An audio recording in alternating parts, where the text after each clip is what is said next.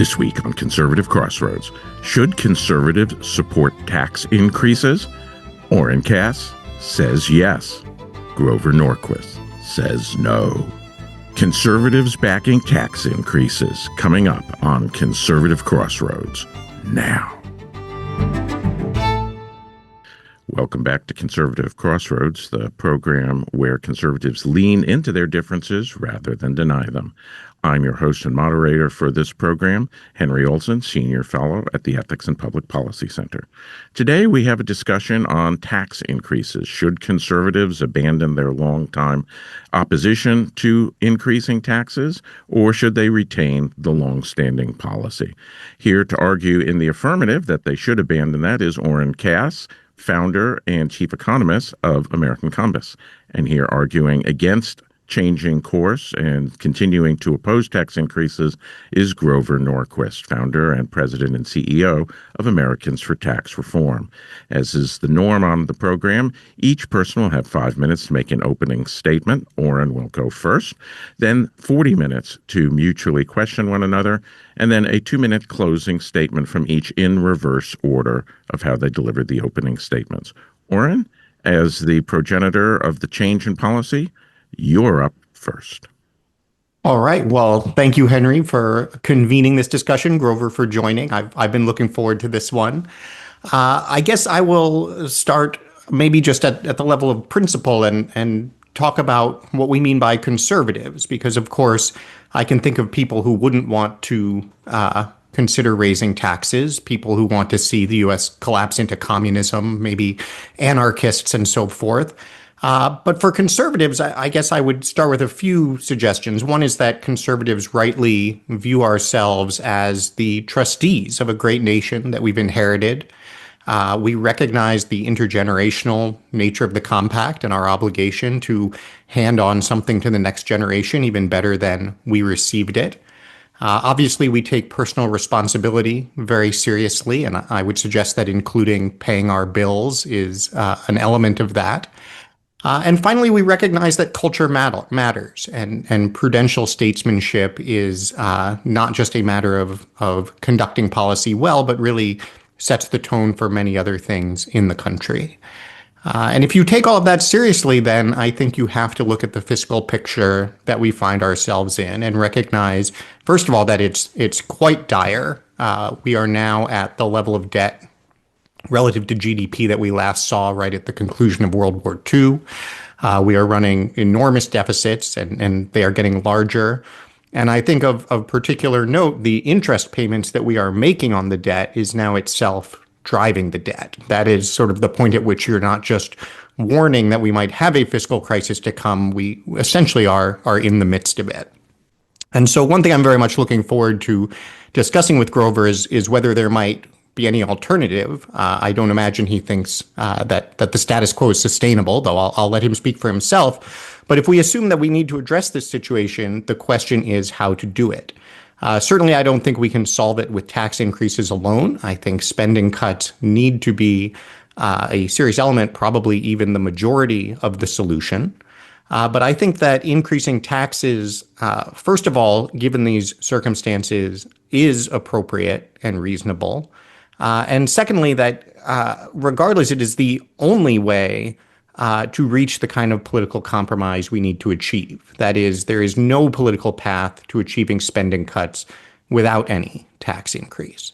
And so let me talk a little bit then about just the practical side of things. You know, what would this look like? Why do we need it? Obviously, I mentioned the state of the deficit and what we're looking at. There's the rhetorical point that's often made that what we have is a spending problem, not a revenue problem, because, of course, spending as a share of GDP has gotten so high, up above 23%. But it's important to recognize how much of that is the interest payments on the debt that we've accumulated. If you look at our underlying spending, absent the interest on the debt, it's actually a little bit below 20%. So not that far away from the norm. Frankly, not that far away from what it was during the Reagan administration. And so I think it's particularly perverse to have run up debt as we have, and then declare that because we now have the interest payments on the debt, we have a spending problem, when in fact our refusal to pay for our past spending has placed us in this position. If we were to cut spending and raise taxes, one thing to say about that is that that is an entirely plausible pathway that also has a tradition of success. It was, of course, the Budget Enforcement Act all the way back in 1990 that first began the process of both reining in spending and bringing in more revenue. And that led to the only surpluses we've seen in a very long time. The Budget Control Act of 2011 likewise implemented budget caps that held spending in check for some time. And conversely, when we only cut taxes, when we insist that if we raise taxes, we will simply see higher spending, it turns out that that's not true. In fact, empirically, what you see is that tax cuts tend to go with spending increases and vice versa. And I'll close by just quoting Bill Niskanen, Reagan economic advisor, founder of, or at least president for a time of the Cato Institute, who researched this exact question and came to the conclusion that the idea that you have to cut taxes to cut spending, quote, is not consistent with the evidence, at least beginning in 1981. In a paper he published, I presented evidence that the relative level of federal spending over the period of 81 through 2000 was coincident with the relative level of the federal tax burden in the opposite direction. And the reason for that is quite simple. If you don't make people pay for their government, they will support more government. If you insist on paying for their government, you will get more spending discipline as well. Thank you, Oren. Grover, you're up.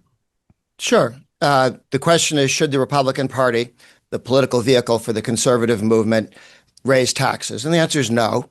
A tax increase is a pay cut. A tax increase is a reduction in people's take-home pay. The Republican Party should not stand for that, given the unreasonable levels of spending and taxes that we have now. Raising taxes is what failed politicians do. Raising taxes is what people do instead of governing. Florida governs. They have a limited government. New York does not govern. They raise taxes. New York raises a lot more taxes than Florida does.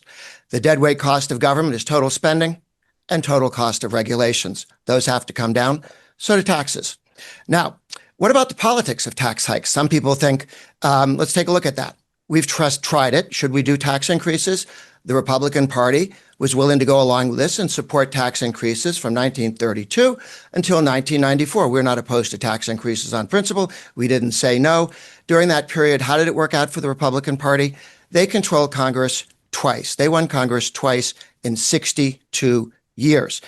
It was as if the Washington Generals and the Harlem Globetrotters played every single day, and the Globetrotters always won, and the Friends always lost. And what happened? Republicans said that's fine for the Globetrotters and for our friends, the Washington Generals. But what happened there is the Generals keep playing and they keep losing. The Republicans said, we're not doing this. So they branded themselves. They made themselves become the party that would not raise taxes. Branding is very important. You see that with Coca-Cola. That's why you can pick up a Coke and take it home. You're sure you got what you have. But here's the challenge with branding. If you get home and you're halfway through your bottle of Coke and you see a rat head in it, you wonder whether you'll buy Coke again. You share it with all your friends on the media, on social media. And what happens? Coke has a big problem. Republicans who raise taxes, or even suggest that Republicans who raise taxes are rat heads in a Coke bottle. They damage the brand for everybody else. And here's the good news. In 1994, the Republican Party, 96%, signed the written commitment to the American people. We're not raising taxes. What happened? We had a situation where the Republicans won 18 years of government, House and Senate, 18 years. Democrats, 6 years. Mixed 6 years. So we've seen that as the party that won't raise taxes, we have a chance to govern.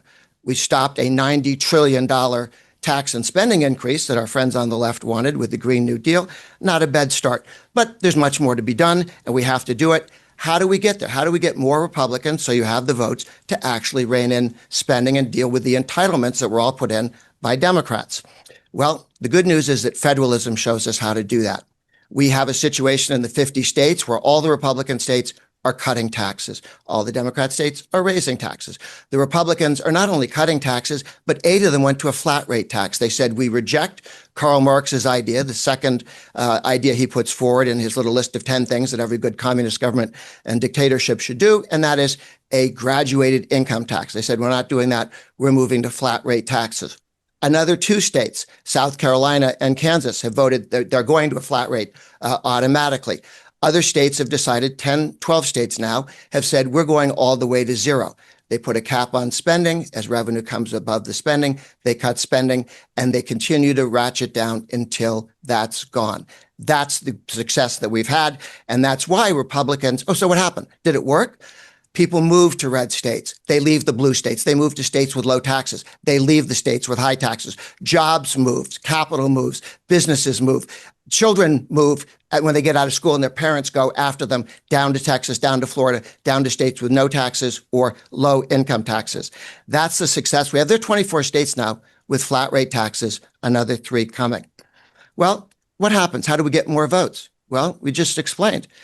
Every 10 years, we do the census and we decide how many votes are in what states. And for the next, in 5 years, we're going to add 10 to 11 new Republican votes in each district. And 15 years from now, again, another 10 to 11 Republican votes in Congress and in the Electoral College. It's going to become increasingly difficult for the Democrats to consider winning the presidency or the House. And that is where we end up with the votes to actually get the spending down as much as we need to. Republican Party is not going to give up on a winning streak. Thank you, Grover. Now we have the open exchange between the two of you. Who would like to go first?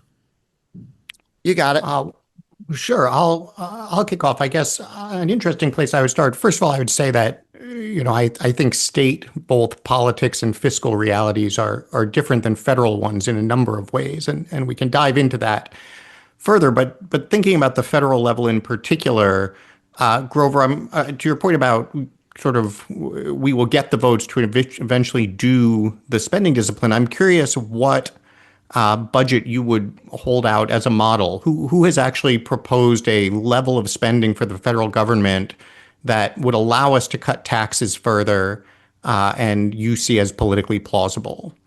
Well, again, federalism is the path there. One of the things that Romney who you worked for, was recommending, and he hired the guy who invented it, which is block granting all of the welfare states out to the states. Then you'll have 50 states doing 50 different things, and Massachusetts will go crazy, and Florida will be sane, and we'll find out surprisingly that some states have very good ideas about how to rein in spending, how to fight fraud. You don't fight fraud when the federal government throws money into a state and nobody has any interest in even checking for it because it doesn't belong to anybody. So the government's been throwing out numbers. The vice president's tossed out rather large numbers of waste.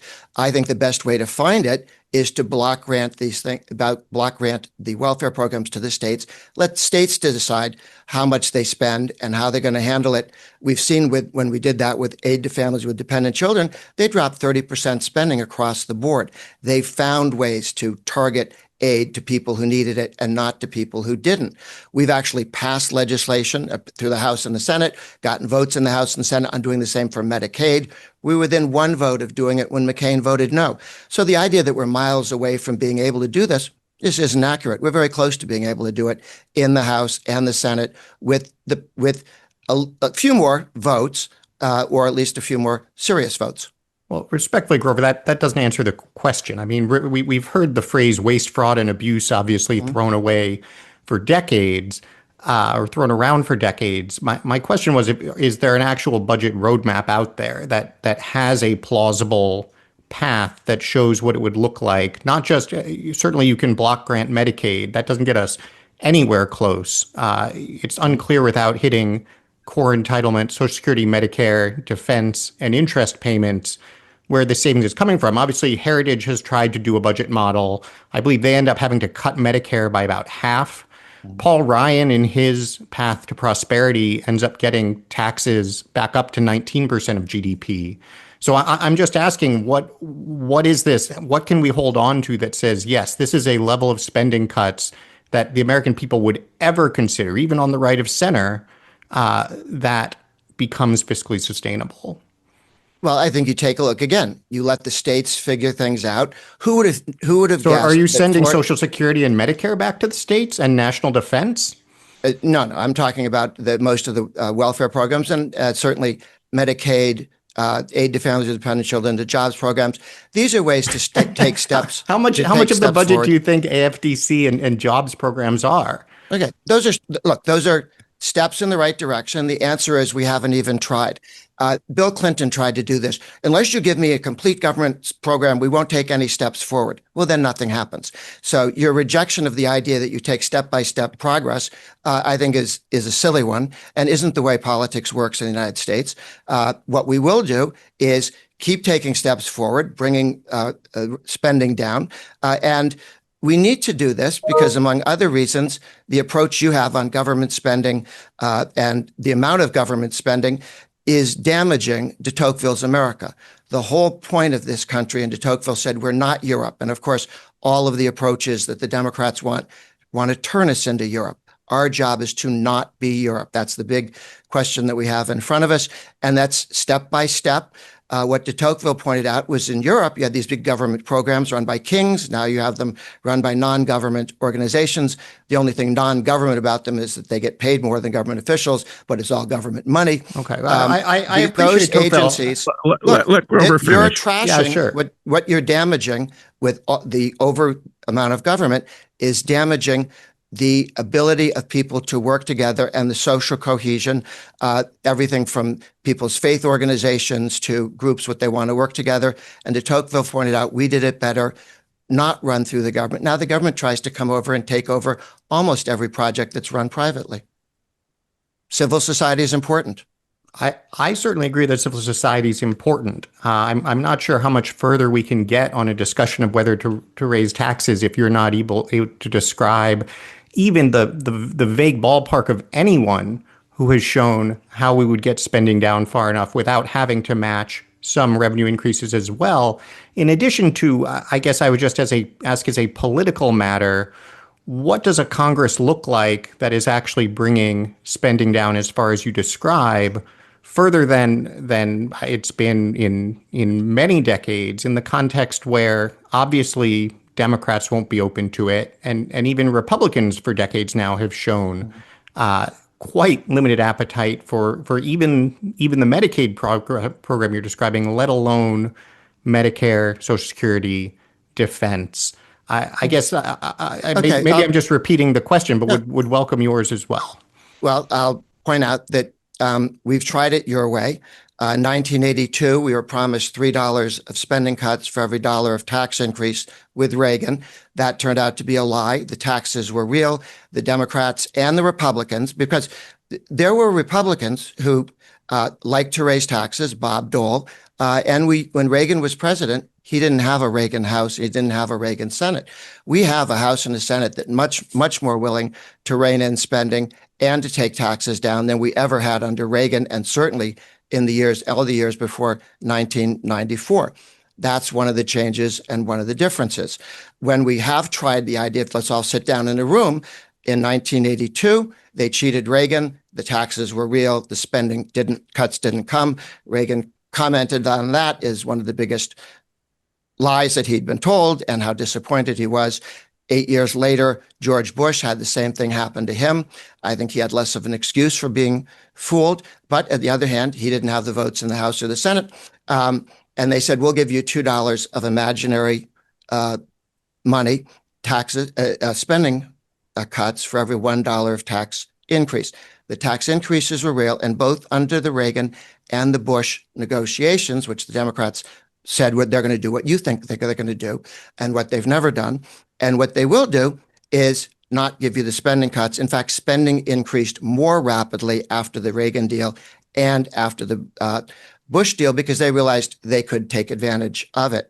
In 2008, they did the same thing to McCain. McCain said, I would like to raise taxes on people with very expensive pensions, the part of the pension that goes to healthcare, the healthcare part of the pension, and then use that to give to other people. He came forward with a program, They ran ads in him in all the key districts, all the key states, and smashed his head in, saying he wants to raise your taxes. And then Obama put that tax increase into the package of his bill. So we've had these discussions. We had one with Obama. Obama wanted $2.5 trillion in debt ceiling increase, and Republicans said, sure, just no tax increase, all spending restraint. And Obama came back and back and back again and hinted about the question of getting more taxes in there. And the Republicans said no. And at the end of the day, the final offer from the Obama people, which was conveyed to me because he wanted me to solve this problem for him by John Kerry, which was a $1.4 trillion tax increase and $200 billion of spending hike. So their deal was going to be all taxes plus spending increases. What we got was all spending cuts. We won that fight. The argument that you have to cut a deal with the Democrats instead of defeat them with the American people watching because they're not interested in tax increases. But those are all the points that I think are important. But you're asking me about spending. And the point is, this is about whether or not Republicans should raise taxes. And I say no. Okay, I guess and the Republicans all say no. We might disagree on a few of the facts here. I would encourage people to look at the CBO analysis of Bush's 1990 deal, the Budget Enforcement Act, which CBO finds until we got to surpluses did hold spending in check. The 2011 deal with Obama, of course, made virtually all of the Bush tax cuts permanent. So the deal was to make permanent expiring tax cuts in exchange for the spending cuts. And what I hear you saying is that worked and they did adhere to the spending cuts. No, okay, that's not, those are two separate projects, but okay. So these both strike me as areas where this worked. Yes, please. Which Republican-run states have realized your vision of raising taxes? You recommend tax increases to the Republican. What's the Republican state that's taken your advice that works? Oh, I have no idea if a state's done it. As I said a minute ago, I'm talking about the federal fiscal situation and the need to address that. That's not the question before us, but okay. Taxes. Taxes Yes. are federal, state, and local.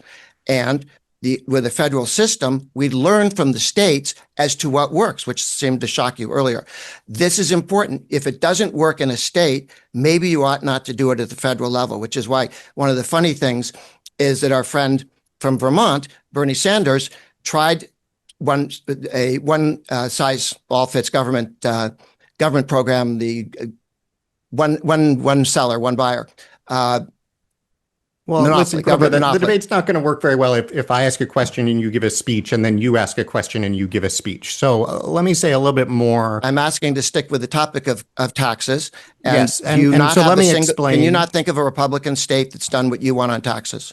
I haven't researched at the state level what the different Republicans have done. I know that Kansas attempted to eliminate a number of taxes, and that didn't go especially well. But when I think about the revolution, the topic we're discussing, should conservatives raise taxes, I take it to be, should conservatives ever raise taxes? That is, your position, if I understand it, is that conservatives should never raise taxes. Is that right? I do not believe that it's necessary to raise taxes, nor a good idea to raise taxes. Ever, and in any situation? But your comment, look, if there's an emergency, there's a $7 trillion budget, there's something in there that we could do without. Or the emergency is the least important thing that's ever been invented. And it's less important than everything else in the budget. So if somebody wants to add to the budget, they've got to say and they want to raise taxes, everything else in this budget is less valuable than my program is less valuable than anything that's in the budget already. So this is why I'm focused on the federal level, because I took your position to be that conservatives should never raise taxes. And so I would like to focus on a situation where I think clearly we need to. I'm sure we could both think of plenty of situations where we don't need to raise taxes. But in this instance, I'm looking at the federal fiscal picture, where I guess we're spending too much money. We need to spend less. To do that, you need more Republicans in the House and Senate. The good news is that's coming because of the way Republicans have governed at the state level. They've governed so well that people leave the blue states, where people do raise taxes to meet the spending amounts rather than bring spending down to meet the tax amounts. Spending is too high, taxes are too high, and we need to reduce them. I think the challenge, you're asking about Kansas, the reason that's what's happened in the country is that in the other states, Kansas, by the way, has just voted 2/3 both houses to phase their income tax to a flat rate, and they do so by reining in spending. That was not connected as well. It was not connected in the first one, but since then, North Carolina and all the other states that are phasing their income taxes down to zero, and there are 12 of them now and more joining. Vivek is taking his income tax to zero if he gets elected. The next governor of Alabama is committed to taking theirs to zero. Yeah. In That's Missouri, fine, Grover. Hey, Henry, could I ask you to come in and moderate a bit? I'm concerned we're not going to be able to have a balanced back and forth without a little bit of moderation. Sure. I mean, one of the things that I'm hearing from Oren is that this federal fiscal situation is so dire that it requires some sort of tax increase. And of course, every state operates under the requirement that it submit a balanced budget every year, so it never can get into the deficit situation.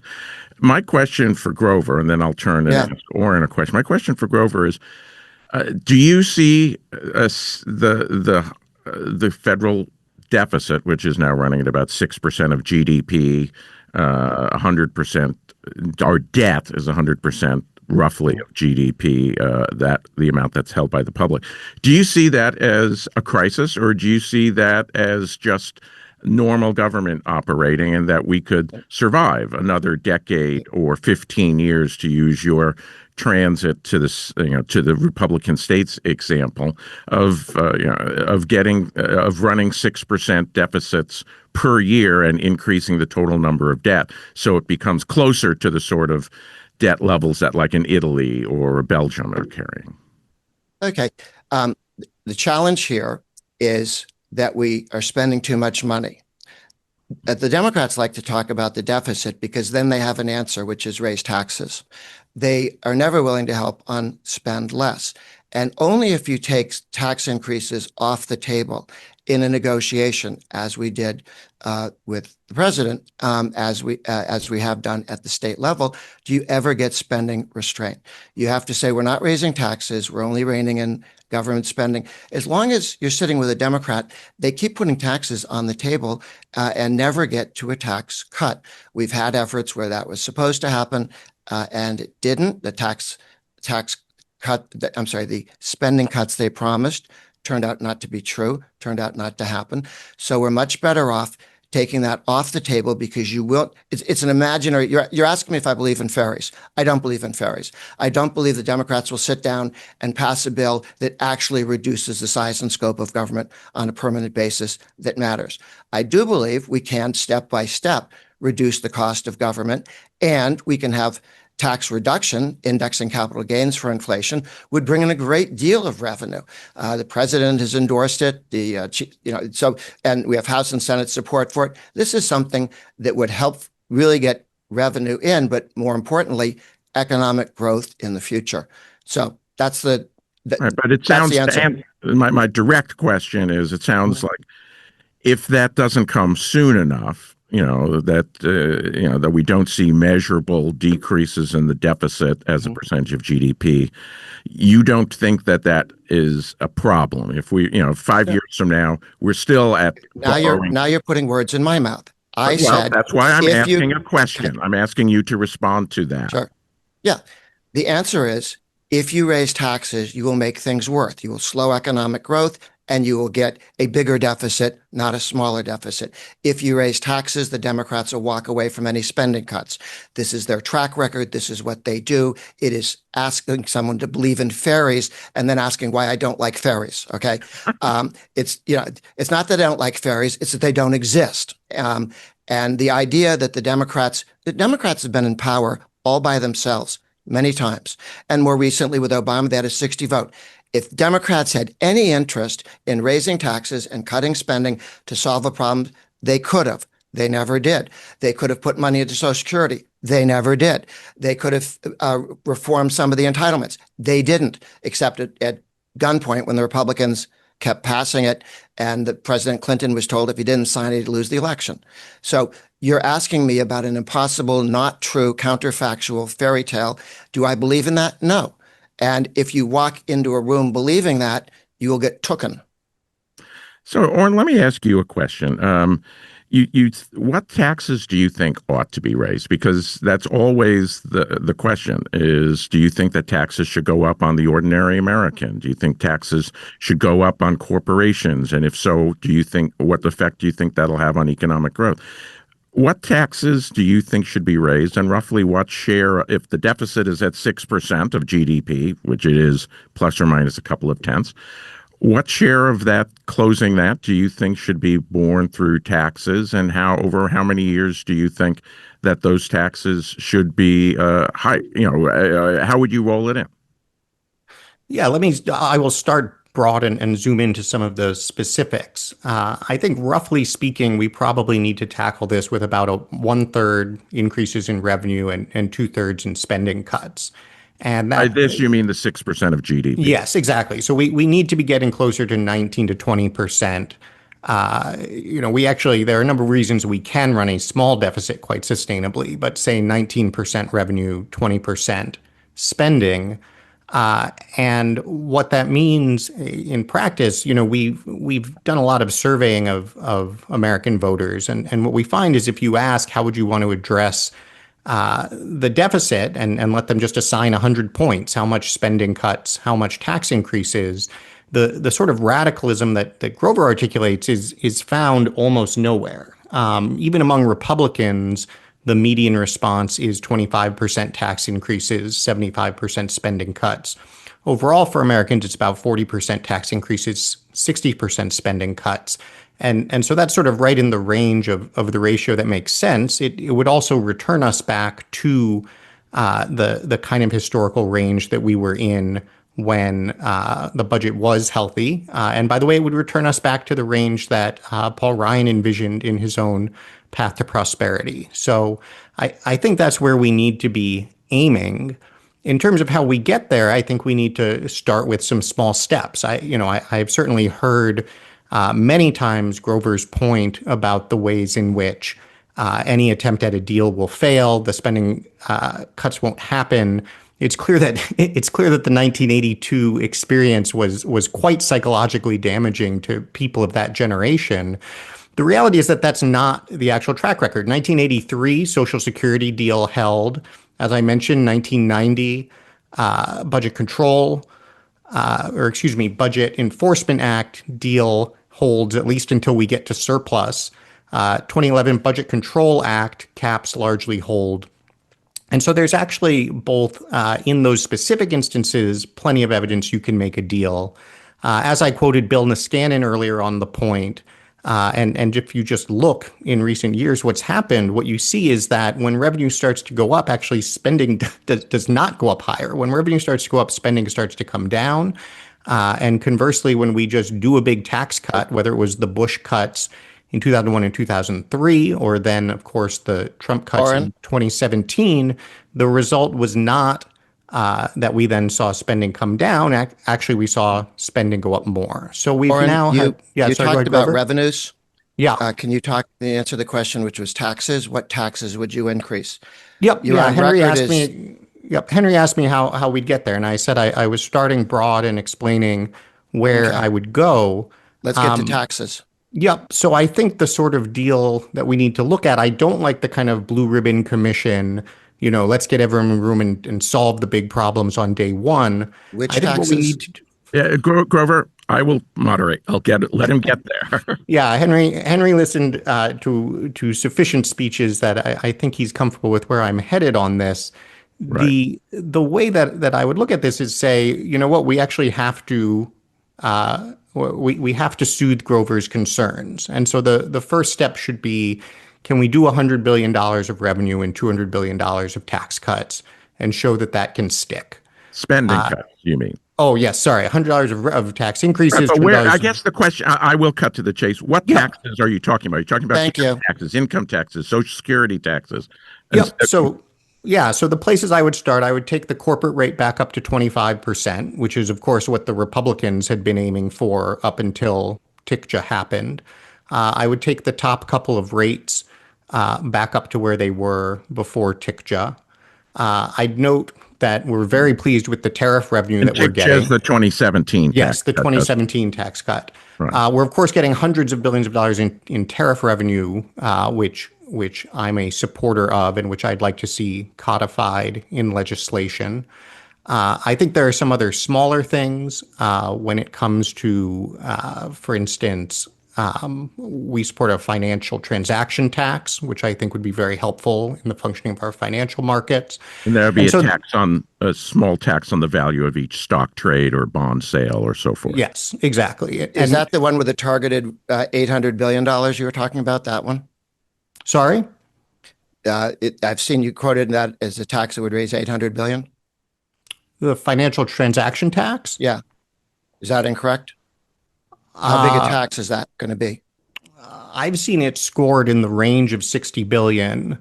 Are we talking over 1 year or 10 years? 10 years for $800 billion. Yeah, I think I'm trying to remember. There are a couple of different versions of it with the CBO scores. But yes, it's in the tens of billions of dollars in 1 year, and so hundreds of billions of dollars over 10. Right. So there could very well be $60 billion 1 year, which is what Oren's saying would over 10 years with inflation equal the $800 billion over 10 years that Grover's talking about. So let me jump to you, Grover, which is Thank you. you've heard, oh yeah, I know how to moderate. He says, raise the top two tax rates up to where they were before 2017, which I believe was 39.6 for the top rate, 37% for the second top rate. He says raise corporate tax at the federal level from, I forget whether it's 21 or 22, up to 25. He talks about a financial transaction tax. I presume you would oppose each of these, so I'll let you say that you would oppose each of these rather than put words into your mouth. But my question is, you've often said, in addition, to opposing them, one of the reasons to oppose them is that would hurt economic growth. Why do you think these specific ideas would hurt economic growth? Higher marginal tax rates discourage investment, savings, and economic growth. A 25% corporate rate federally would, of course, be a 29% rate because states also have taxes. So we would be competing with China, which has 15% on most of theirs, and we'd be up at 29. At 25, we're at 15 plus 21 plus the 4 we have, 25. We're kind of in the middle in Europe. That's not very strong, and it's higher than China's. I don't think I want to compete with China on lower taxes, less regulatory costs, less government cost, not lower wages. If you're having higher taxes on the American economy than China has on its, you're talking about having to compete on lower wages. That's not where we ought to go. Kamala Harris took a position very similar to this. So did Joe Biden. The idea of taking the top rate up to Obama's rates. This is something that the administration specifically rejected. I was very pleased that J.D. Vance was the guy who was the key vote, the deciding vote to have the tax cuts made permanent and reject the idea of taking the top rate up, which people were pushing at the president. And I talked to him about it the night before he decided that this was never going to happen.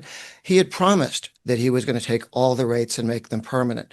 And advisors who come to you and tell you to break your promise are tried to do to the president what people did to George W. Bush. And it broke him. The guy won the Cold War. He kicked Iraq out without sticking around for 25 years, and he's remembered for having lied his way into office and raised taxes. That is not what you do to presidents that you like. It was a disaster for him. It'd be a disaster for Republicans. The idea that raising taxes, it would slow economic growth. Why would you do that? We should be in the business of reining in spending. And again, it's step by step. You talked about the states having to balance the budget. New York and California and Chicago have wildly unfunded liabilities. They do have wild deficits. And it is the states that don't do that are in much better shape. So I do think it's very important to look to the states to find out what works. The Republicans with lower taxes and less spending are succeeding. People are moving there. We're supposed to be doing what the people not what makes bean counters in DC happy. People have not said they want to spend this much money. Nobody voted to do all this stuff. And in point of fact, if you block grant it to the states, you let some states to say, we're not going to do this. A lot of these things should be done at the state level. So taxes are too high. There's no reason to raise them. If you raise them, the Democrats will just spend the money. So now let me ask a question for both of you, and that is about Social Security, because that is a program that is no longer being funded by the tax revenues. We are effectively borrowing to meet the monthly payments that we send out to our 50 to 60 million retirees. And the reserves, which is to say the borrowing that the Treasury has held on its own, that represents the balance of Social Security taxes in the 90s and aughts that exceeded revenues will be exhausted somewhere in the 4 to 5 year period. So we're going to have to deal with the Social Security program sometime within the next the next administration. What would each of you do if to cut that deficit? On the one hand, if you simply let the program continue, it's estimated that 27 to 30% of retiree benefits would be cut. That would be a savings of a couple $100 billion a year and would be a substantial down payment on to reduce the deficit. So that's one option. Another option would be, get the same way, only allocate spending cuts differently, and the other way would be some sort of tax increase only or some sort of bargain. Let me go first with you, Grover. How would you think Republicans, assuming that they have a trifecta, which they could very well when this program comes, when this crisis gets hit, they could very well have the Senate, the House, and the presidency in 29 or 2030. If they have the sole power, how should they handle this without entering into an agreement with Democrats? And then I will ask the identical question to you, Oren. Just give Grover a few minutes to give his complete answer, and then you'll have a few minutes for your complete answer. Sure.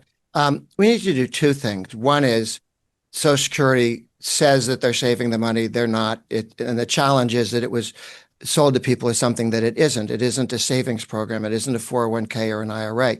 Other countries have actually set up 401ks and IRAs and avoided this problem. We need to get to there. And part of what the president does with something that's a baby step, the Trump accounts, it begins to let people save for their future. We still have the crisis right now because the government has lied to us for a number of years about the fact that they were saving money for us, and they weren't. But we need to make that whole for people in the future. And that's why expanding 401ks, IRAs, making it easier for people to save that way, ending the taxation of inflation on capital gains. All of these things, 60+% of people are in 401ks, IRAs, 60+% of people are in houses. These things all ameliorate the challenge you have, because to give money to Social Security is taking it from one person and giving it to another. It's not making people better off. It's not solving a problem down the road. We need to, at the same time that we come to some deal with this, there is obviously the amount of value underground in the United States. The value of federal land is easily sold easily if the Democrats don't stop you. But one could certainly do that. You could reduce the benefits to people who are capped. And on top earners would be one way to reduce some of the money. Is it fair? No. Were they lied to? Yes. But a lot of people are going to be damaged because the government set up a program which was destined to fail because of the way it was set up. And that's a challenge. That's why we have fewer government programs, hopefully, in the future. But yes, with the sale of land, you could solve a lot of the problems. All right. So what I'm I don't want to put words in your mouth, but I do want to summarize.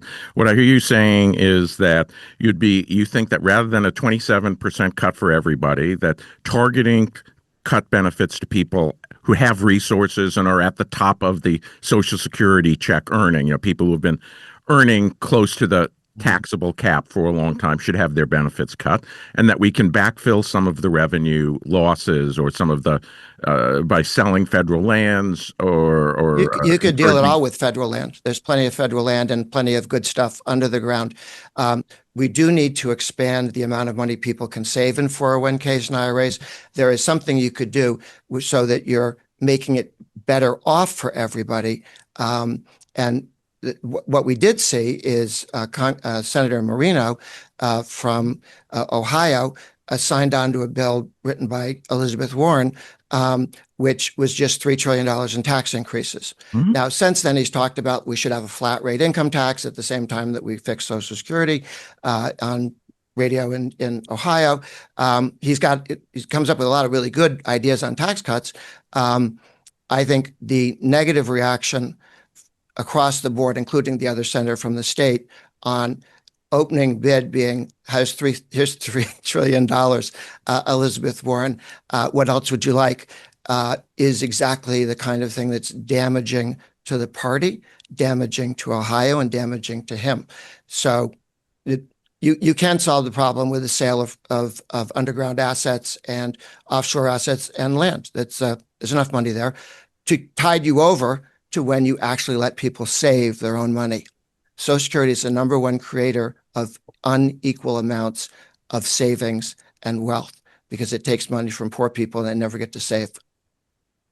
Okay, so the same question is to you, Oren. Social Security coming up, with the crisis sometime in the 4 to 6 year period. Republicans have the trifecta.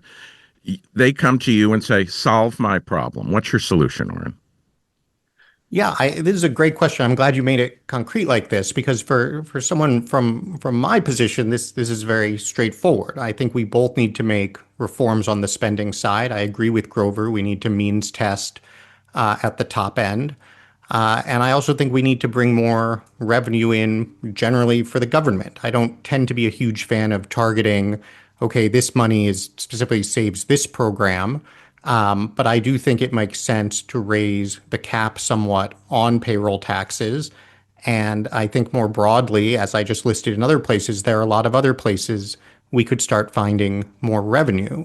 I do want to highlight that it's very telling that while Grover is quite confident that we can cut spending all the way down until we don't have a revenue problem, his solution on Social Security isn't actually to cut spending down, right? First, he mentioned Trump accounts, which is, of course, an entirely new program of government spending, putting money into the accounts. And then he mentioned selling federal land. That is, rather than actually pay our bills and account for the cost of the things that we want to do. He wants to take one of the permanent assets that we have inherited down through the generations and sell it off in a one-time transfer. Now, I think there could be situations in which selling federal lands makes sense as well. I'm not entirely opposed, but I just want to underscore here that we've just dug into the first program and we're already looking for revenue because we can't actually cut the spending that far. We could now have the same conversation about Medicare. We could have the same conversation about defense, and we'd be in the same place, which is that there are lots of sort of ways to get around, around the issue, but there is zero political appetite for the level of cuts that Grover would need to advocate to make his no tax posture plausible. So I want to conclude this portion with a final specific question, and that is defense. That the United States averaged over the last decade or so somewhere between 3.2 and 3.5% of GDP on all national security, which includes the Defense Department, it includes the defense spending, nuclear weapons is in the Energy Department, and so forth. The president has asked between his official request and his supplemental request for an increase to about 5% of GDP.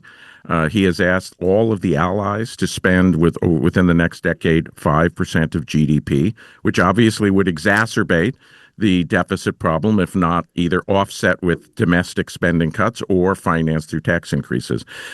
Do you support the president's idea that we need to raise defense spending somewhere close to the 5% of GDP level, somewhere within the president's first term?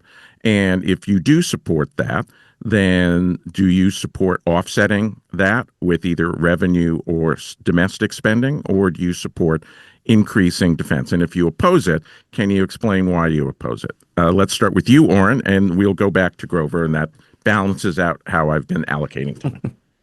Yes, I oppose it. I don't think it makes any sense to be trying to increase defense spending. I would actually like to see us gradually reducing defense spending as a share of GDP. I realize that requires changes to our grand strategy and military posture generally. And I think those are necessary as well. I think those are probably a good unto themselves because we should be a republic and not an empire.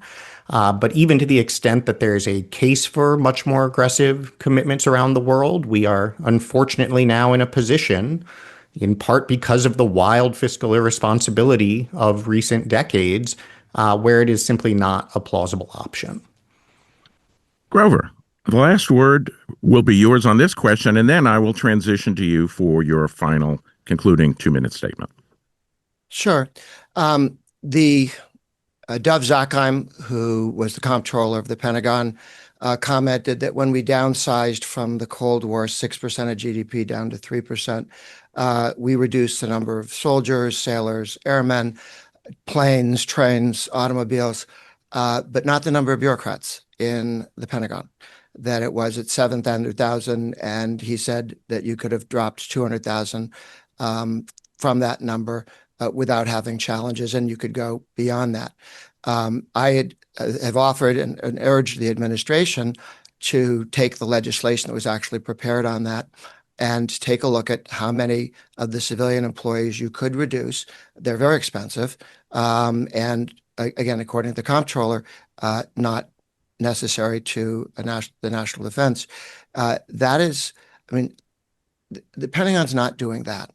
They ought to be doing those things. The other question, of course, is we're now finding out that a lot of what we thought was necessary for the military, Ukraine and others, they're building in their basement at much lower costs than anything we had. So part of this is let's take a look at how we can do things less expensively. The reason we want Europe to ante up is that they haven't been there. We've been there all these years. I'm not sure that raising additional spending here is necessarily a good idea, but there's a lot of spending restraint that could be done and hasn't yet. Okay, well then, thank you for an enlightening discussion, and thank you for inviting me to be something other than a pothead plant, which I usually am. Now that's a reference to the Oliver North hearings, for those of you who are old enough to recall them. We are now into our closing statements, and in reverse order, Grover, you have 2 minutes to conclude, and then I'll turn to you, Oren.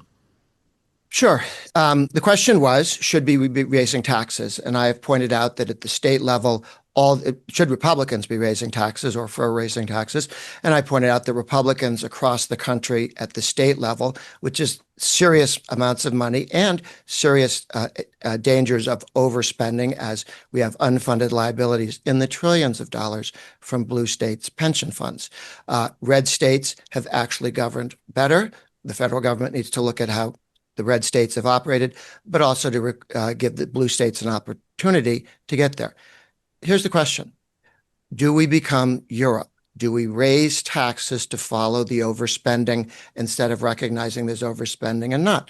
I heard all the assertions that we can't possibly cut spending in any meaningful way, and yet we haven't even gotten the Democrats to take baby steps. I do believe with an improved Congress, but it does take that. The Democrats are not willing to cut spending. They're not willing to reduce deficit spending. They're not willing, and they will raise taxes, but then they will spend it as well, as they always have. So the idea that if we gave the Democrats more revenue, they would do something other than spend it is counterfactual. We do have two parties going in very different directions. It wasn't that way in the past, but with the Democrat party becoming as radical as it is, they just don't have the capacity to reduce spending. Remember, they just got off a $90 trillion request on spending and taxes that they wanted because of the Green New Deal. They're not in a mood to do anything serious. What we need to do have what we can do with growth, from economic growth, reducing taxes, particularly on savings and investment, to get more economic growth. And we do need to sell properties to poo-poo that. And the money we sold land to be a great deal of our country's the money that we had in early years. You could do that as well. The value of the land is much greater because now we know what's underneath it. Very valuable. Well, you could fix Social Security with the funding that could come from that and a bunch of other things. But you do have to look at it, and you have to beat the Democrats who don't want to do that and want to raise taxes instead. So there's no give from the Democrats on spending. The Republicans should not raise taxes and be made fools. Again, we can, as the Republican Party strengthens, as more and more electoral college votes move into the red states, end up with a solid Republican vote. And we were within inches, one vote, of saving hundreds of billions of dollars if McCain had not voted the way he did. So it's not like they aren't trying and they aren't working to get there, but they do need a few more senators and a few more congressmen, both of which are very doable. We're winning, and we're not going to raise taxes because that would stop us from being in a position to do anything. Thank you, Grover. Oren, your 2 minutes. Sure. I guess to start with just a broad observation on where we went in the debate, the question up front was, should conservatives raise taxes? And I think the way that the discussion shifted to what should Republicans do is telling, because we're essentially just having a political argument. I don't think there's actually anything genuinely conservative or defensible from a conservative starting point about taking this sort of absolutist position. Obviously, whether we're going all the way back to Burke, whether we were just looking at Thatcher and Reagan, who both raised taxes, and so on, the notion that thou shalt not raise taxes is a conservative position is incorrect. I certainly think we need to approach this in a balanced way. Grover just summarized my position as we can't cut spending in any meaningful way. That's incorrect. I've just said we need to, in fact, close most of the deficit through spending. You're talking about, on the order of $1 trillion a year, given the deficit today. But the question, if we're just being politically pragmatic, is what is the most plausible pathway to do that? The argument that the most plausible pathway is to only cut taxes, win supermajorities, and then suddenly have Republicans become spending hawks that they have not been when they've had control, and do things for which there is no political support in the country on the spending side, strikes me as implausible. I think a much more reasonable path is to actually be reasonable, recognize that we need to approach the problem from both sides, and see how Democrats respond. It's possible that Democrats will say no deal. We want to do a $90 trillion New Deal, or Green New Deal. But if that's the case, then Republicans will have adopted what I think is a very politically popular posture, which is we are willing to do the responsible thing, and it will put Democrats in a very difficult position. I often note that there's nothing inherent in our democracy that leads to these kinds of fiscal imbalances. We went 225 years up until the year 2000 with extraordinary fiscal responsibility, with debt to GDP about 33%, with no deficit. In fact, surplus as far as I could see. What changed was the side that had always insisted on fiscal discipline saying, never mind, we'll cut taxes no matter what. That's what we need to change back. I guess I would give Grover credit for perhaps having more influence on our national fiscal policy than anyone else in recent decades. I would just note that our fiscal position is a complete disaster. Thank you, Oren. Thank you, Grover. And thank you, listeners. I'll be back in 2 weeks with another program of Conservative Crossroads. The topic, the unitary executive. John Yoo thinks it's a good idea and mandated by the Constitution. George Will does not. I'll see you then. Take care.